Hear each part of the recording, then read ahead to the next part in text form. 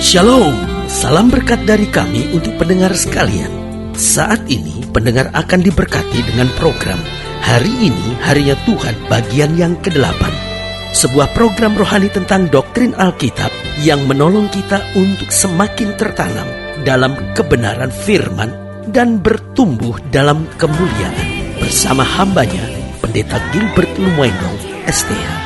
Banyak orang merasa doktrin Alkitab sebagai sesuatu yang membingungkan. Tetapi tahukah saudara bahwa doktrin Alkitab intinya adalah memahami Alkitab dengan benar, dengan pemahaman yang sistematis, sehingga kita terus dapat tertanam di dalam kebenaran firman, sehingga kita terus bertumbuh di dalam kemuliaan Allah.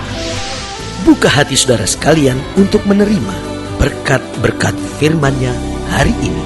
Dalam salah satu pandangan predestinasi, yaitu bahwa Allah telah memilih manusia jauh sebelum manusia diciptakan, sehingga manusia sebetulnya tidak punya pilihan untuk diselamatkan. Manusia tidak punya pilihan untuk menerima Yesus sebagai Tuhan dan Juru Selamat, karena sebetulnya hanya orang-orang yang terpilih saja yang akan diselamatkan.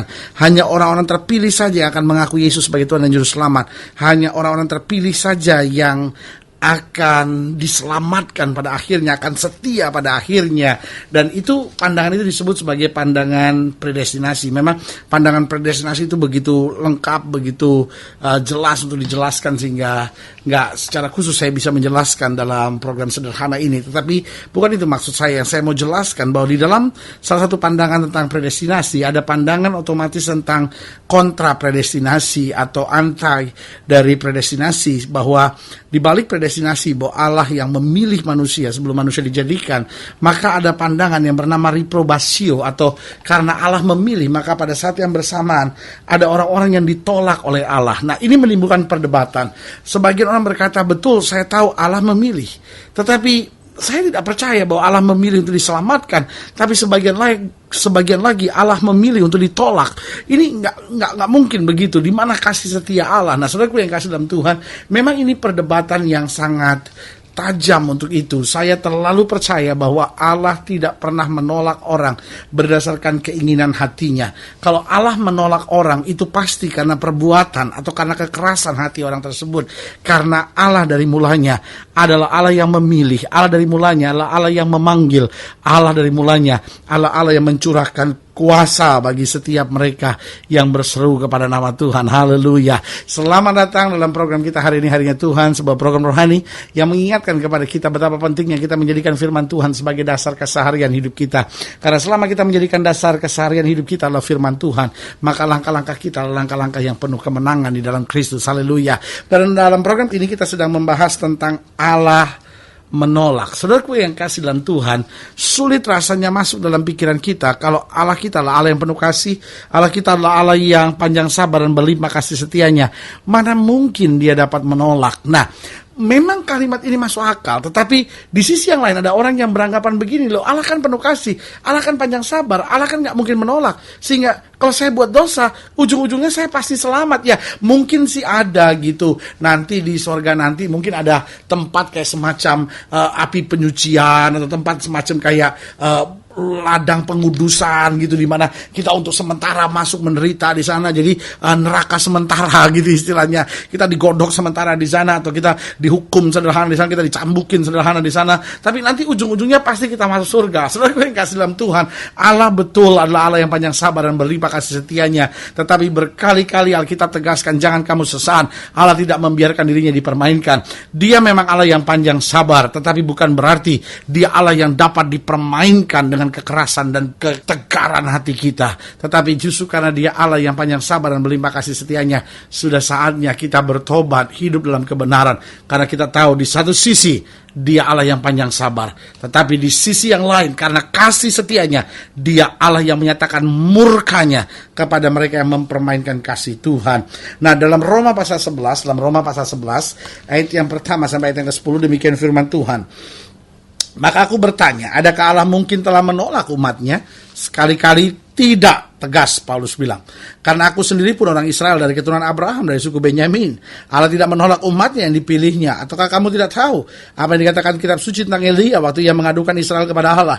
Tuhan, nabi-nabimu telah mereka bunuh, mesbah-mesbahmu telah mereka runtuhkan, hanya aku seorang dirilah yang masih hidup, dan mereka ingin mencabut nyawaku. Tetapi bagaimana firman Allah kepadanya? Aku masih meninggalkan 7.000 orang bagiku yang tidak pernah sujud menyembah Baal. Demikian juga pada waktu ini ada tinggal satu sisa menurut pilihan kasih karunia. Tapi jika hal itu terjadi karena kasih karunia, maka bukan lagi karena perbuatan. Sebab jika tidak demikian, maka kasih karunia itu bukan lagi kasih karunia. Jadi bagaimana? Israel tidak memperoleh apa yang dikejarnya, tetapi orang-orang yang terpilih telah memperolehnya. Dan orang-orang yang lain telah tegar hatinya, seperti yang tertulis. Allah membuat mereka tidur nyenyak, memberikan mata untuk tidak melihat dan telinga untuk tidak mendengar sampai kepada hari sekarang ini. Dan Daud berkata, biarlah jamuan mereka menjadi jerat dan perangkap, penyesatan dan pembalasan bagi mereka. Dan biarlah mata mereka menjadi gelap sehingga mereka tidak melihat, dan buatlah punggung mereka terus-menerus membungkuk. Lihat, saudaraku yang kasih dalam Tuhan, betul Allah panjang sabar. Tetapi dalam bagian terakhir perikop ini juga dijelaskan betapa tegasnya dan kerasnya Allah menghukum mereka yang mempermainkan kasih karunia-Nya. Lalu pertanyaan kita, kalau begitu mungkinkah Allah menolak?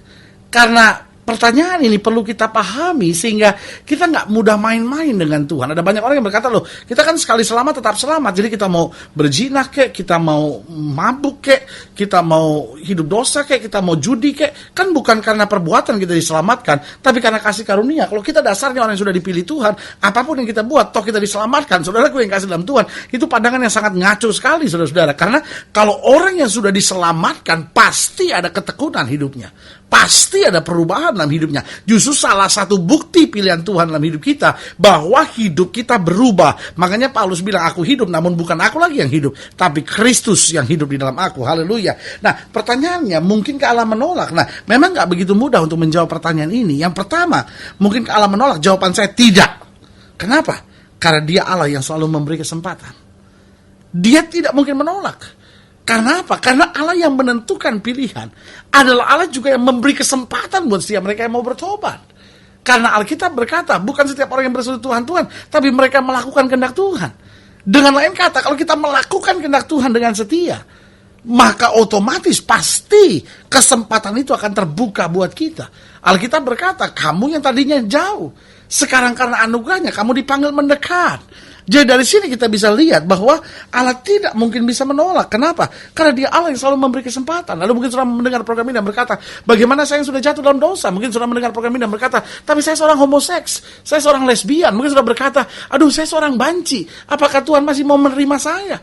Saudara mungkin mendengar program ini dan berkata, ya tapi saya ini pernah menggugurkan kandungan. Kira-kira Tuhan bisa ampuni saya nggak? Saya pernah aborsi di waktu masa remaja saya, ketika kekasih saya menghamili saya malu sekali. Saya nggak mau lapor sama siapa-siapa dan akhirnya saya menggugurkan kandungan. Nah, saudara gue yang kasih dalam Tuhan, 1001 dosa boleh saudara daftarkan, tapi hari ini saya mau ingatkan buat saudara, Allah memberi kesempatan. Tidak kebetulan saudara mendengar program ini, Allah mau mengingatkan kepada kita bertobat, bertobat, bertobat, bertobat. Selama kita mau menerima Yesus sebagai Tuhan dan Juru Selamat, kita mau bertobat dan kita bilang, Tuhan ampuni dosa saya. Tuhan, saya berjanji untuk meninggalkan segala sesuatunya, dan mulai hari ini saya menjadikan Yesus segala-galanya dalam hidup saya. Lalu saudara mulai berjalan dalam kebenaran. Kesempatan selalu terbuka. Selalu saya bilang, God is God of the second chance. Allah kita, Allah yang memberi kesempatan kedua bagi setiap mereka yang mau bertobat. Saudaraku yang kasih dalam Tuhan, Daud pun pernah salah. Saudaraku yang kasih dalam Tuhan, Petrus pun pernah gagal. Tapi Tuhan tetap bertanya, Simon anak Yohanes, adakah engkau mengasihi aku? Tuhan memberi kesempatan. Dan hari ini kesempatan itu berlaku lagi buat saudara. Ketika saudara mau bertobat, ada jalan keluar dalam kasih karunia-Nya. Haleluya. Jadi mungkinkah Allah menolak? Yang pertama, tidak. Sebab Dia Allah yang selalu memberi kesempatan. Yang kedua, mungkinkah Allah menolak? Bisa saja saya dengan tegas berkata, iya. Loh, kenapa? Karena jika sampai akhirnya kita tetap mengeraskan hati, maka bagi kita tidak ada lagi pengampunan, kata Alkitab. Karena bukan langkah awalnya yang menentukan, tapi langkah akhirnya. Kalau kita sampai terakhirnya terus mengeraskan hati, makanya Alkitab kan dengan tegas bilang, kalau Roh Kudus bicara, jangan keraskan hatimu. Sebab kalau kita keraskan hati kita, maka pada kita tidak akan ada kesempatan lagi. Kalau kita mau mengeraskan hati kita, maka bagi kita yang ada hanya hukuman dan kebinasaan. Tetapi kalau kita mau menerima kesempatan ini, maka bagi kita ada kemenangan dan kemuliaan. Jadi kalau kita bertanya, mungkinkah Allah menolak? Maka jawaban yang pertama tegas, tidak. Karena dia Allah yang selalu memberi kesempatan. Yang kedua juga tegas, ya. Jika kita sampai akhirnya tetap mau mengeraskan hati. Yang ketiga, mungkinkah Allah menolak? Jawaban yang ketiga menarik, tergantung. Maukah kita menerima kesempatan yang diberikan Tuhan kepada kita? Jadi tergantung. Mungkinkah Allah menolak? Tergantung. Kalau kita mau menerima kesempatan itu, kepada kita ada keselamatan. Bagaimana kalau tadinya seumur hidup saya dosa sekali. Persis di menit-menit terakhir hidup saya bertobat. Bagaimana? Selama kesempatan itu masih kita terima. Ingat penjahat yang di sebelah kanan Yesus berkata, ingatlah akan aku jika engkau berada dalam Firdaus. Yesus bilang apa? Hari ini juga engkau bersama-sama dengan aku dalam Firdaus. Berarti saudaraku yang kasih dalam Tuhan, meskipun menit-menit terakhir, kalau kita mau menerima kesempatan itu, maka keselamatan tetap ada buat kita. Lalu mungkin saudara mendengar program ini dan berkata, lalu enak dong. Kalau gitu kita buat dosa aja terus-terusan. Baru nanti menjelang mati kita bertobat. Saudara gue yang kasih dalam Tuhan, ada dua alasan untuk itu. Yang pertama, dengar baik, kita nggak tahu kapan kita mati. Dan kita nggak tahu masih adakah kesempatan untuk bertobat sebelum kita mati. Itu yang pertama. Lalu yang kedua, ingatlah, hidup bertobat jauh lebih indah daripada hidup dalam dosa. Karena justru kalau kita hidup bertobat, kita bisa merasakan suasana sorga. Sementara kita ada di muka bumi. Haleluya. Saudara gue yang kasih dalam Tuhan, jika saudara ingin dilayani lebih jauh, hubungi kami melalui telepon, hubungi kami melalui surat, kunjungi website kami. Karena kami ada untuk membawa Bapak Ibu Saudara senantiasa lebih dekat pada Tuhan dan mengalami kasih kuasa mujizat yang luar biasa. Haleluya. Melalui program ini secara khusus juga saya mau berdoa untuk setiap saudara sekalian. Saudara yang sakit, saudara yang berbeban berat, saudara yang sedang ada dalam pergumulan, saudara yang ingin didoakan secara khusus, boleh taruh tangan kanan saudara di dada dan kita doa. Bapa dalam nama Yesus, hamba doa buat yang sakit, hamba doa buat yang berbeban berat, hamba doa buat setiap mereka yang sedang menghadapi pergumulan, hamba doa buat setiap mereka yang sedang menghadapi tekanan, kekecewaan. Bapak, hamba berdoa di dalam nama Yesus, Tuhan jamah, Tuhan pulihkan, Tuhan bangkitkan iman, Tuhan bawa mereka masuk dalam kemuliaan-Mu sehingga mereka boleh melihat kemuliaan Tuhan dinyatakan. Terima kasih Bapak, terima kasih. Di dalam nama Yesus kami berdoa. Haleluya. Amin. Saudara gue yang kasih dalam Tuhan, kita sudah berdoa. Ingat, Allah tidak pernah lalai menepati janjinya. Ini saatnya buat kita untuk bangkit bersemangat, bersuka cita dalam menghadapi segala perkara. Karena kita tahu, bersama Yesus, kita cakap menanggung segala perkara. Doa saya menyertai saudara. Sampai berjumpa pada program berikut dan jangan lupa, jadikan hari ini harinya Tuhan. Haleluya.